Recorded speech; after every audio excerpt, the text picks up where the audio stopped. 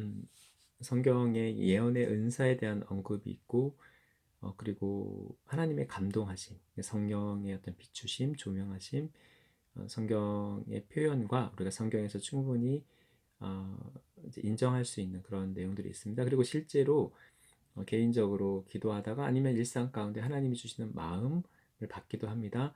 우리 마음에 소원을 두고 행하시는 분이시기 때문에 다양한 방식으로 사람마다 얼마든지 차이가 있을 수 있겠죠. 하나님이 주시는 생각, 마음, 감동을 받습니다. 뭐 어떤 사람은 예언으로 분명히 인식하고 예언의 은사를 사용하면서 그렇게 전하기도 하고 기도하기도 하고 그렇습니다. 근데 기도하는 가운데 기도 모임을 하거나 교제하거나 뭐 하는 가운데 서로 주신 감동을 나누는데 그것이 때로는 뭐 틀리는 경우도 분명히 있고 인간이 연약함으로 하나님은 완전하시지만 우리는 여러 가지 연약함이 있기 때문에 우리는 감동을 받고 이걸 해석하고 적용해서 나누는 과정 가운데 얼마든지 우리는 틀릴 수 있어요. 우리는 그것을 분명히 인정해야 됩니다. 어쨌든 그렇기 때문에 누군가에게 감동을 나눴을 때 상처가 되기도 하고 교회에서 문제가 되기도 하고 개인적인 어려움의 어떤 결과를 좀 낳게도 되고 그러는데 그거 관련해서 조명을 구합니다. 이렇게 어떤 분이 나누신 감동이 약간 좀 이렇게 불편함이 된 어떤 그런 케이스인데 감동을 우리가 어떻게 받아야 하며 감동을 어떻게 나눠야 하며 또 그 감동 자체에 대한 분별 그것에 관련해서 조명을 구했습니다. 이분 같은 경우 맞게 봅니다. 그대로 봅니다. 그런데 예언 감동을 보이는 대로 그대로 말하면 안 된다고 하십니다. 왜냐하면 사실 보이는 것은 이렇게 보이는 것은 굳이 말하지 않아도 당사자들도 어느 정도 느끼고 있고 인지하고 있는 부분이기 때문에 그 부분을 얘기했을 때 도움이 되지 않는다라고 하십니다. 오히려 본인이 알고 있던 것, 인식하고 있던 것에 대해서 더 확대 해석하게 되고 정직하게 보고 말할 수는 있지만 좋은 예언은 그리고 하나님이 기뻐하시는 예언은 보인다고 그게 맞다고 옳다고 그대로 전하는 것이 아니다. 보이는 것이 다시 하나님의 관점으로 돌려서 다시 하나님의 관점으로 보게끔 해주는 것이 좋은 예언이다라고 하십니다. 하나님이 기뻐하시는 예언은 그런 것입니다. 상황이 이렇지만 이 상황이 하나님 관점으로 볼 때 어떤 의미가 있는지 하나님은 어떻게 보시고 하나님의 관점에서 이것이 우리에게 이렇게 어떤 건지 그러니까 하나님이 하시고자 하는 메시지 이것까지 전할 수 있어야 합니다. 그렇지 않으면 보이는 것 그대로 얘기해 주는 것은 도움이 되지 않습니다. 오히려 돋보기로 보는 것처럼 더 민감하게 신경 쓰고 그것에 묶일 가능성이 있습니다. 하나님은 속박을 풀기를 원하십니다. 그러나 이것은 도리어 묶는 결과가 됩니다. 어떤 분이 그분이 하시는 것, 보시는 것은 맞습니다. 그러나 이것이 하나님의 관점에서 한 번 더 겹쳐보고 그것을 전해야 이것이 유익합니다. 이제 어느 정도 인지하고 있는 경우에 그것을 한 번 더 상기시키는 것이 오히려 상처가 될 수 있고 도움이 되지 않을 수 있다 이렇게 말씀하십니다.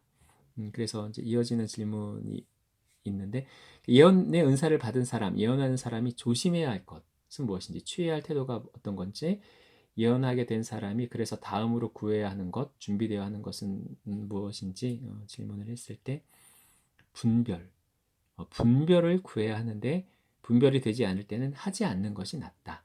스스로 분별할 수 없을 때는 분별할 수 있는 이와 함께하는 것이 좋다. 영적인 분별은 하나님을 아는 것에서부터 나온다. 하나님과의 친밀함에서 나온다. 내가 아버지를 아는 만큼 오해하지 않고 투명하게 볼 수 있기 때문이다. 정직하게 드러내고 나아가고 분별을 구할 수 있기 때문이다. 받았다고 해서 내가 가져와서 나의 방식으로 표현하면 안 된다. 하나님 앞에서 해야 하며 분별을 구해야 한다. 아버지의 마음을 따라 전하도록 해야 한다. 이렇게 좀 말씀하셨습니다. 하나님께서 분명히 우리에게 마음을 나누시고 성령이 우리 안에 거하시기 때문에 우리는 하나님과의 사귐 속에서 하나님이 주시는 생각과 마음 느낌 받을 수 있습니다. 꼭 미래적인 어떤 것이 아니더라도 대체로는 미래적인 것보다는 지금 어떤 구체적인 상황 속에 있는 어떤 구체적인 개인에게 하나님이 나누고 싶으신 마음이나 이런 거죠. 그러니까 주님의 위로하시고 격려하시고 부드럽게 책망하시고 마음을 만지시고 새롭게 하시고 이렇게 증거하시고 하나님께로 이끄시는 그 관계 회복과 교제의 그 풍성함을 위해서 하나님의 마음을 나누시는 게 예언입니다. 그러므로 그 많은 사람이 말씀 묵상하고 설교하고 뭐 상담하면서 이렇게 이야기하는 것도 얼마든지 예언이 될 수 있죠. 어, 그러나 이게 혼재해 있는데 그런 어떤 우리에게 좀 익숙한 일반적인 뭐 메커니즘을 통해서 이 예언적 하나님의 감동, 성령의 비추심이 들어오기도 하지만 우리가 좀 구분하기는 어렵지만 약간 초자연적으로 뭐 하늘에서부터 그러니까 어, 좀 일상적인 우리의 사고 이 뇌의 활동으로 다 설명할 수는 없는 하나님이 주시는 그 직접적인 어떤 부분이라 좀 할 수 있겠죠. 이제 그런 감동과 마음 나눔이 분명히 있습니다. 그런데 그것을 우리는 분별을 해야 되고 하나님이 주셨다고 해서 반드시 나누는 것이 아니라 어떻게 해야 하는지 하나님께 다시 나아가 그 계속적인 하나님과의 사귐 속에서 하나님 인도하심을 따라 그것을 사용해야 합니다. 어, 기도하라고 중보하라고 주신 경우가 대부분일 거고 그리고 한다는 마음을 주셨을 때 언제 어떻게 전해야 하는지 그것도 하나님께 조명을 받아야 하고 예언적 감동 못지않게 그 이상으로 어떻게 전해야 하며 어떤 마음으로 어떤 뉘앙스로 언제 전해야 하는지도 분명히 그 감동을 받아야 합니다. 그러니까 인도하심, 그러니까 지속적인 사귐 가운데 인도하심을 받아야 하죠.